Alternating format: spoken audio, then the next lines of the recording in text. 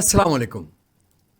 آج ہم ایک ایسے موضوع پر گفتگو کرنے جا رہے ہیں جو صرف تاریخ کا باب نہیں بلکہ ہمارے حال اور مستقبل سے بھی جڑا ہوا ہے۔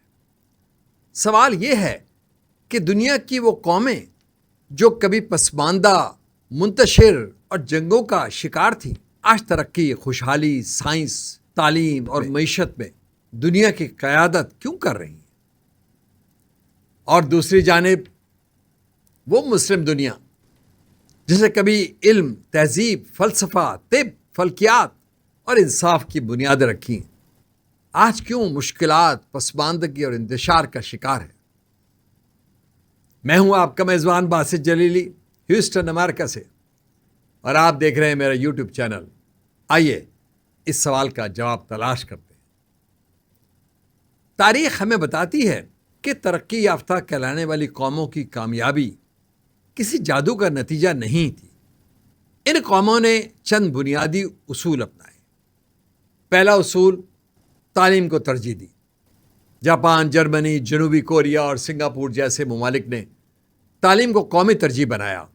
انہوں نے صرف اسکول نہیں بنائے بلکہ تحقیق، تخلیق اور تنقیدی سوچ کو فروغ دیا۔ دوسرا اصول، قانون کی حکمرانی۔ ترقی یافتہ معاشروں میں قانون افراد کے لیے نہیں بلکہ افراد قانون کے تابع ہوتے ہیں۔ وہاں ادارے مضبوط ہوتے ہیں اور شخصیات سے زیادہ نظام اہمیت رکھتا ہے۔ تیسرا اصول، محنت اور نظم و ضبط۔ یہ قومیں وقت کی قدر کرتی ہیں۔ محنت، دیانتداری اور ذمہ داری ان کا معاشرتی اقدار کا حصہ ہوتی ہیں۔ چوتھا اصول، سائنس اور تحقیق۔ انہوں نے علم کو طاقت سمجھا، تحقیق پر اربوں ڈالر خرچ کیے، نئی ایجادات کی اور دنیا کی معیشت پر اثر انداز ہوئے۔ پانچواں اصول، اجتماعی مفاد کو ترجیح دی۔ انفرادی خواہشات کے بجائے قومی مفاد کو اہمیت دی گئی۔ یہی سوچ انہیں ترقی کے راہ میں، ترقی کے سفر میں آگے لے گئی۔ یہ بھی حقیقت ہے کہ مسلمان ہمیشہ پسماندہ نہیں رہے۔ ایک وقت تھا جب بغداد، قرطبہ، دمشق اور قاہرہ علم و حکمت کے مراکز تھے۔ میں یہاں ذکر کروں گا ابن سینا کا طب میں، ابن الحسیم بصریات میں، الفارابی اور ابن رشد فلسفے میں، اور بے شمار مسلم مفکرین دنیا کی رہنمائی کر رہے تھے۔ اس دور میں مسلمان قرآن کی پہلی وحی اقرا یعنی پڑھ کے پیغام پر عمل پیرا تھے۔ علم، تحقیق اور انصاف ان کے کردار کی پہچان تھی۔ سوال یہ ہے کہ پھر زوال کیوں آیا؟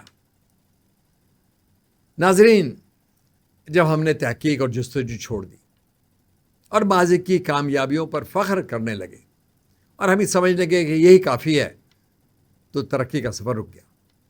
مسلمان امت مختلف گروپوں میں، قومیتوں میں، تعصبات میں تقسیم ہوتی چلی گئی۔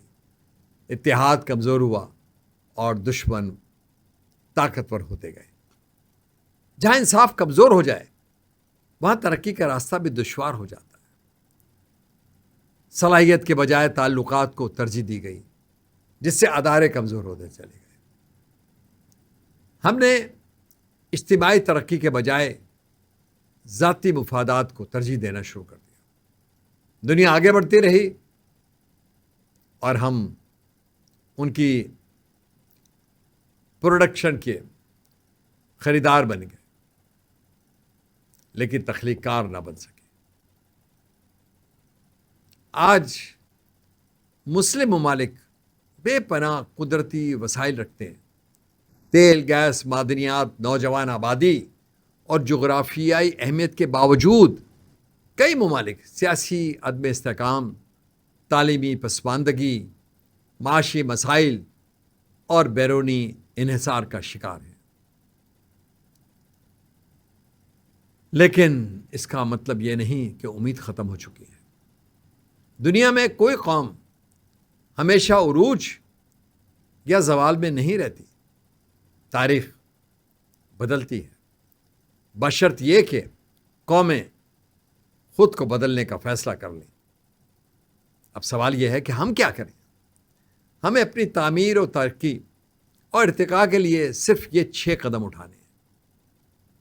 یہ وہ آغاز ہے جو ہمیں بام عروج پر لے جائے گا۔ ہمارا پہلا قدم صرف ڈگری نہیں بلکہ معیاری تعلیم، تحقیق اور ہنر پر توجہ دینا ہوگی۔ دوسرا قدم ایمانداری، دیانت، سچائی اور ذمہ داری کو قومی اقدار کا حصہ بنانا ہوگا۔ تیسرا قدم اختلاف کو دشمنی نہیں بلکہ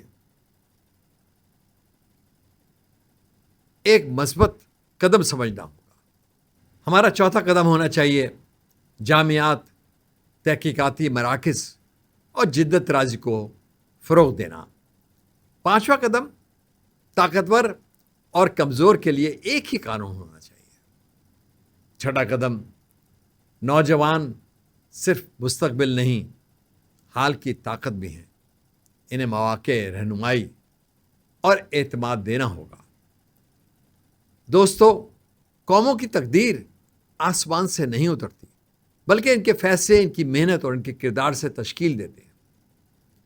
اگر ترقی یافتہ قومیں اپنی غلطیوں سے سیکھ کر آگے بڑھ سکتی ہیں تو مسلم دنیا بھی اپنی اصل روح یعنی علم، تحقیق، عدل، دیانت اور اتحاد کی طرف لوٹ کر دوبارہ دنیا میں مثبت کردار ادا کر سکتی ہے۔